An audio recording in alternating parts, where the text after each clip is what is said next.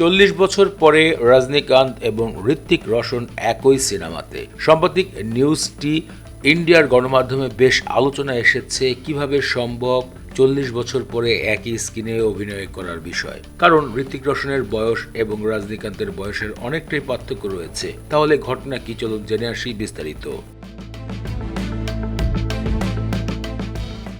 জেলার 2 সিনেমায় যুক্ত হয়েছেন বলিউড তারকা ঋত্বিক রোশন। এর আগে জেলার সিনেমা দিয়ে গণমাধ্যম মাতিয়ে তুলেছিলেন দক্ষিণের জনপ্রিয় নায়ক রজনীকান্ত।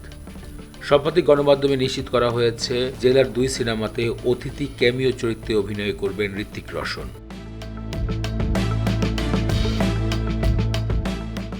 চেন্নাইতে আগামী 22-23 জুনে শুটিং করা হবে ঋত্বিক রোশনের। সম্প্রতি গণমাধ্যমে উঠে এসেছে 1986 সালে ভাগবান দাদা সিনেমাতে রজনীকান্তের শিশুশিল্পী হিসাবে ঋত্বিক রোশন কিছু সময়ের জন্য অভিনয় করেছিল। বিষয়টি সোশ্যাল মিডিয়াতে এবার অনেকটাই আলোচনায় এসেছে।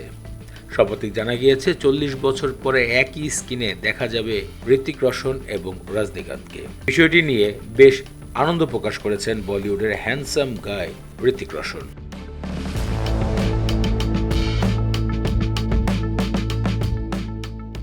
জানা গিয়েছে জেলার 2 সিনেমায় শুধুমাত্র ঋত্বিক রোশন নয়, মোহনলাল, শিবকুমার, বিজয় সেতুপতি, মিথুন চক্রবর্তীও অভিনয় করছেন।